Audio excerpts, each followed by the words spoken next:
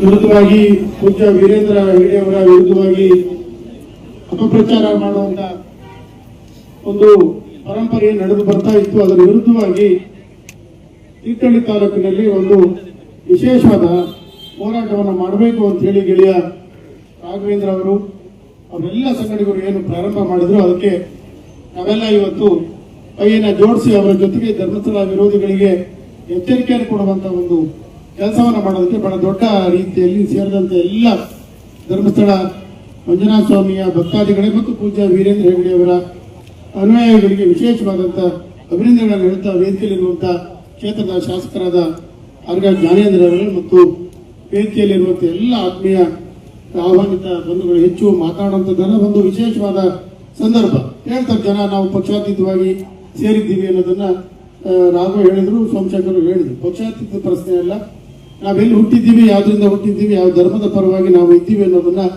ನಮ್ಮ ಧರ್ಮಕ್ಕೆ ಅಪಪ್ರಚಾರ ಆದಾಗ ಅದರ ವಿರುದ್ಧ ಹೋರಾಟ ಮಾಡುವಂಥದ್ದು ಪಕ್ಷದ ಪ್ರಶ್ನೆ ಅಥವಾ ರಾಜಕೀಯದ ಪ್ರಶ್ನೆಯಲ್ಲಿ ಉದ್ಭವ ಆಗಬಾರ್ದು ಅನ್ನುವಂಥದ್ದನ್ನು ನಾನು ಹೇಳಿದ್ದೇನೆ. ಬಹಳ ಜನ ಅಲ್ಲಲ್ಲಿ ಮಾತನಾಡ್ತಾರೆ. ಯಾರಿಗೆ ಆಸಕ್ತರಿದ್ದಾರೆ, ಯಾರು ಧರ್ಮದ ಬಗ್ಗೆ ಆಸಕ್ತಿ ಇದೆ ಅವರು ಬರಬಹುದು. ಯಾವುದೇ ಪಕ್ಷದಲ್ಲಾದರೂ ಕೂಡ ಅದು ಪಕ್ಷದ ಮೂಲದ ಪ್ರಶ್ನೆ ಬರೋದಿಲ್ಲ. ನನಗೆ ಒಂದು ಬರ್ತಾ ಹೇಳಿದ್ರು, ಮಂಜುನಾಥನಿಗೆ ಜೈ ಅಂದ್ರು. ನಾನು ಪಕ್ಕದಲ್ಲಿ ಸ್ವಾಮಿ ಸೇರಿಸ್ರಪ್ಪ ಅಂದೆ ನಾನು. ಯಾಕೆ ನಮ್ಮ ತಾಯಿ ನಮ್ಮ ತಂದೆ 8 ವರ್ಷ ಮಕ್ಕಳಿರಲಿಲ್ಲ, 9ನೇ ವರ್ಷಕ್ಕೆ ನಾನು ಹುಟ್ಟಿದೆ ಅಂತ. ಇನ್ನು ನೀನು ಧರ್ಮಸ್ಥಳದಲ್ಲಿ ಹರಕೆ ಮಾಡಿ ಬಂದಿದ್ರು, ನೀವು ಹುಟ್ಟಿದಪ್ಪ ಅಂತ 10 ವರ್ಷ ತಲೆ ಕುದ್ದು ಬಿಟ್ಟು ಹುಟ್ಟಿದ್ರು. ನಾನು ನನಗೆ ಹುಡುಗರೆಲ್ಲ ಚುಡಾಯಿಸ ತಲೆ ಕುದ್ದು 40 ವರ್ಷ 10 ವರ್ಷ. ಅದರಿಂದ ಅವೆಲ್ಲ ನಮ್ಮ ನಂಬಿಕೆಗಳು, ನಾವು ನಡೆದುಕೊಂಡು ಬಂದಂತ ಪರಂಪರೆ, ನಮ್ಮ ಸಂಸ್ಕೃತಿಯ ಪ್ರತೀಕ. ಅದರಲ್ಲಿ ಯಾರು ಹೇಳಿ ನಾವು ಧರ್ಮಕ್ಕೆ ಪರವಾಗಿರ್ಬೇಕು, ಧರ್ಮದ ಪರವಾಗಿ ಹೋರಾಟ ಮಾಡಬೇಕು ಅನ್ನೋದು ಯಾರು ಹೇಳುವಂಥದ್ದಲ್ಲ. ನಮ್ಮ ವಂಶ ಪಾರಂಪರವಾಗಿ ನಮ್ಮ ರಕ್ತದಲ್ಲಿ ಬಂದಿರುವಂತ ಒಂದು ವಿಶೇಷವಾದ ಜೀನ್ಸ್, ಅದು ಗುಣ ಅದು ನಮ್ದು. ಆ ದಿಸೆಯಲ್ಲಿ ವಿಶೇಷವಾಗಿ ತೀರ್ಥಹಳ್ಳಿ ಅವರು ಘಟ್ಟದ ಮೇಲೆ ನಾವೇನಿದ್ದೀವಿ, ನಾವು ದೇವರನ್ನ ನಂಬುವಂಥವ್ರು. ಘಟ್ಟದ ಕೆಳಗೆ ನಮ್ಮ ರಾಘವರೆಲ್ಲ ಈ ದೈವಗಳನ್ನು ನಂಬುವಂಥವ್ರು. ಆದ್ರೆ ದೈವಗಳಿಗೆ ಅಧಿಪತಿ ಯಾರಪ್ಪ ಅಂದ್ರೆ ಮಂಜುನಾಥ ಸ್ವಾಮಿ ಅನ್ನುವಂಥದ್ದು. ಆ ಕಾರಣಕ್ಕಾಗಿ ನಾವೆಲ್ಲ ದೈವಗಳ ಅಡಿಯಲ್ಲಿ ದೈವಗಳನ್ನು ಪೂಜೆ ಮಾಡಬಾರ್ದು ಅನ್ನೋಂಥದ್ದಲ್ಲ. ನಿಮ್ಮ ಪರಂಪರೆ, ನಿಮ್ಮ ತುಳುನಾಡಿನ ಏನು ಪರಂಪರೆ ಇದೆ ಅದನ್ನ ನೀವು ಮಾಡ್ಕೊಂಡು ಬಂದಿದ್ದೀರಿ. ನಾವು ಘಟ್ಟದ ಮೇಲೆ ಏನಿದ್ದೀವಿ, ಒಂದು ಅಡಿಕೆ ಹಿಂಗಾರ ಬಂದರೂ ಕೂಡ ಮೊದಲನೇ ಫಸಲ ಧರ್ಮಸ್ಥಳಕ್ಕೂ ಹೊರನಾಡಿಗೂ ಸುಬ್ರಹ್ಮಣ್ಯಕ್ಕೆ ಅರ್ಪಿಸ್ತೀವಿ ನಾವು.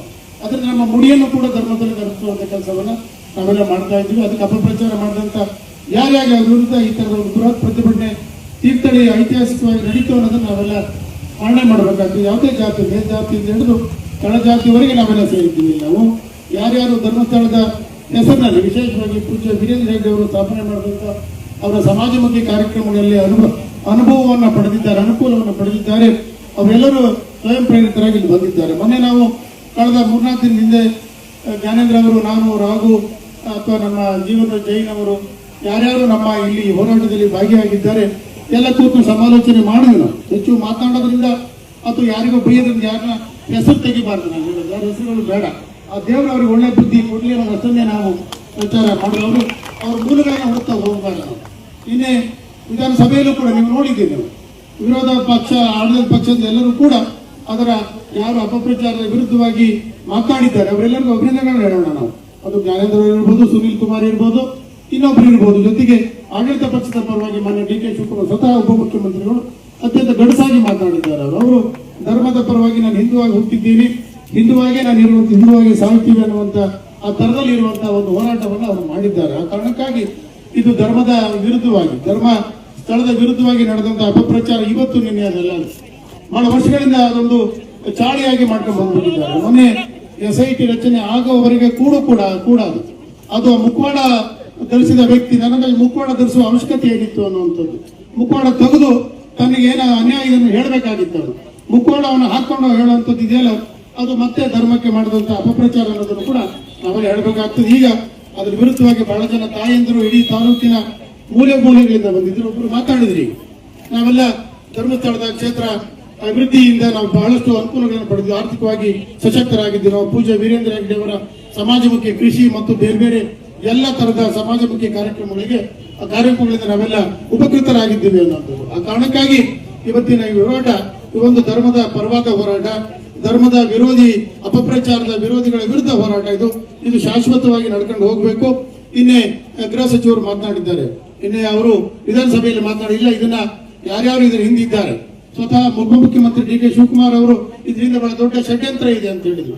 ಈಗಲೂ ಕೂಡ ಮಾನ್ಯ ಜ್ಞಾನೇಂದ್ರ ಅವರು ಹೇಳಿದ್ರು, ಇದರಲ್ಲಿ ಅದು ನಮ್ಮ ರಾಜ್ಯದವರಿದ್ದಾರೋ ಹೊರಗಡೆಯವರಿದ್ದಾರೋ ಯಾರಿದ್ದಾರೋ ಗೊತ್ತಿಲ್ಲ, ಅದು ಸಂಪೂರ್ಣವಾಗಿ ತನಿಖೆಯಾಗಿ ಹೊರಗೆ ಬರಬೇಕು. ಅವರಿಗೆ ಕಾನೂನಿನಲ್ಲಿ ಏನು ಶಿಕ್ಷೆ ಕೊಡೋದಕ್ಕೆ ಸಾಧ್ಯ ಅವೆಲ್ಲವೂ ಆಗಬೇಕು.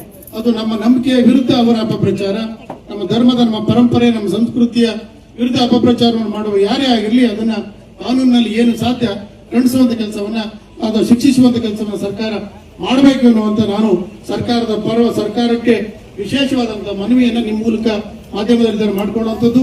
ಇದಕ್ಕೆ ಯಾರು ಬಂದ್ರು ಯಾರು ಹೋದ್ರು ಅನ್ನೋದ್ರ ಬಗ್ಗೆ ಚರ್ಚೆಗಳು ಬೇಡ. ನಮಗೆ ಬಂದಿದ್ದವರು ಬಂದಿದ್ದೀವಿ. ನಾವು ಧರ್ಮದ ಪರವಾಗಿ, ಧರ್ಮಸ್ಥಳದ ಪರವಾಗಿ, ಪೂಜ್ಯ ವೀರೇಂದ್ರ ಹೆಗ್ಗಡೆಯವರ ಧಾರ್ಮಿಕ ಕಾರ್ಯಕ್ರಮಗಳ ಪರವಾಗಿ ನಾವೆಲ್ಲ ಇದ್ದೀವಿ ಅನ್ನುವಂತ ಮಾತನ್ನು ಹೇಳ್ತಾ ಹೆಚ್ಚು ಮಾತಾಡಕ್ಕೆ ಹೋಗಿಲ್ಲ. ಮಾನ್ಯ ಜ್ಞಾನೇಂದ್ರ ಅವರು ಮಾತನಾಡಲಿದ್ದಾರೆ. ಹಾಗೆ ದಿಕ್ಸೂಚಿ ಭಾಷಣಕಾರರಾಗಿ ವಸಂತ್ ಗಿಳಿಯಾರ್ ಅವರು ಬಂದಿದ್ದಾರೆ. ನಾವೆಲ್ಲರೂ ಕೂಡ ಧರ್ಮಸ್ಥಳದ ಪರವಾಗಿ, ಧರ್ಮದ ನಂಬಿಕೆಯ ಪರವಾಗಿ, ವೀರೇಂದ್ರ ಹೆಗ್ಗಡೆಯವರ ಸಮಾಜಮುಖಿ ಕಾರ್ಯಕ್ರಮಗಳ ಪರವಾಗಿ ಹೋರಾಟವನ್ನು ಮಾಡಿದ್ದೀವಿ.